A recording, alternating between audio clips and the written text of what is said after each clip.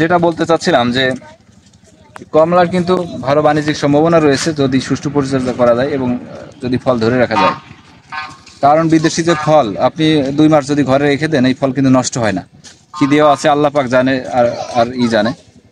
ইদানিং দেখেন আপনার ওই যে ড্রাগনের টনিক ব্যবহার করছে, টনিক ব্যবহার করে 300-400 গ্রাম বা 250-300 গ্রাম যে ড্রাগন হওয়ার কথা, সে ড্রাগন কিন্তু 1 কেজি 1.5 কেজি 1 কেজি 900 গ্রাম পর্যন্ত এক একটা ড্রাগনের সাইজ হচ্ছে। অর্থাৎ 3 বার করে নাকি টনিক দিচ্ছে, ক্ষতিকারক কেমিক্যাল, যেটা আমাদের জন্য অত্যন্ত ক্ষতিকর।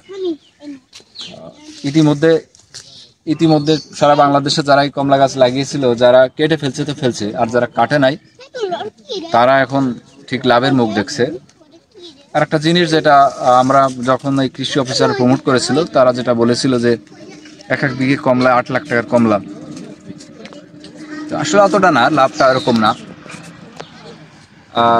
লাভের হিসাবটা যদি আসলে ওইভাবে আপনার পাবলিশ করাও ঠিক হবে না, যেহেতু একটা গোপনীয় বিষয় আছে। এটা যারা ব্যবসায়ী যারা কিনে নিয়ে যাচ্ছে তাদের এটা ব্যবসা করা আছে, তো এই জন্য এটা না বলি। তো মার্কেটে 100 টাকা 150 টাকা করে বিক্রি হলে আমরা 80 টাকা 90 টাকা দরে দাম পেলে আলহামদুলিল্লাহ। যদি এই গাছটা ধরি, এই বছর ধরেন ফল কম আসছে, এই টোটাল এই গাছটা যদি ধরি আমার মনে হয় অনায়াসে 1 মনের বেশি কমলা হবে, হবে না?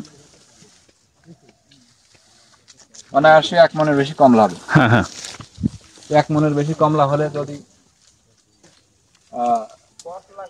80 টাকা করে দাম হয়, তাহলে তো 4 3200 টাকা।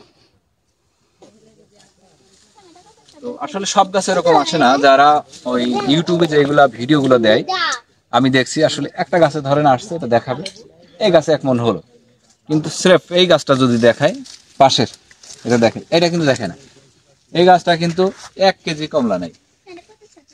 এখন এটার সাথে অ্যাভারেজ করলে কি হবে, আমি যদি ওটার হিসেব করি তাহলে আমার হলো 3 লাখ টাকা কমলা হচ্ছে ওই গাছটা। এটা 1 কেজি কমলা নাই। আবার এই গাছটা যদি ধরি, এটা এটা 5 কেজি কমলা হবে, ঠিক কিনা? হুম আবার এই গাছটা আবার 20 কেজি কমলা হবে, যে এটাই এরকম, ঠিক এরকমটা। এটাই যারা ইউটিউবার, তারা শুধু তাদের ভিউ বাড়ানোর জন্য এরা শুধু লাভের অঙ্কটাই বলে, কিন্তু লসের অঙ্কটা বলে না। আসলে টাকা পয়সা বিক্রি বিক্রি করে টাকা পয়সা গুনে দেখি আসলে এগুলা সব কথা আর কি। বাগানে কিন্তু কমলা হারভেস্ট চলছে অলরেডি। আমরা যদি একটু ঘুরে ঘুরে দেখেন,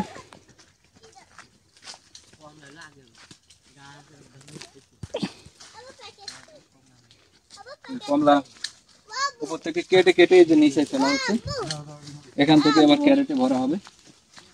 বাবু প্যাকেট কই? প্যাকেট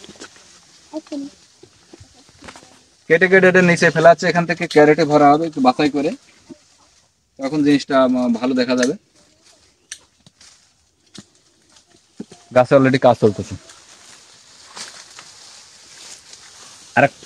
আর একটা জিনিস যেটা দেখাতে চাই, এই কমলাগুলা শেপ ভালো, মানে একেবারে চকচকা আর কি। এই কমলাগুলা কিন্তু যেটা দেখতে ভালো সেটা খাইতেও ভালো, এটা হলো বড় কথা। এই যে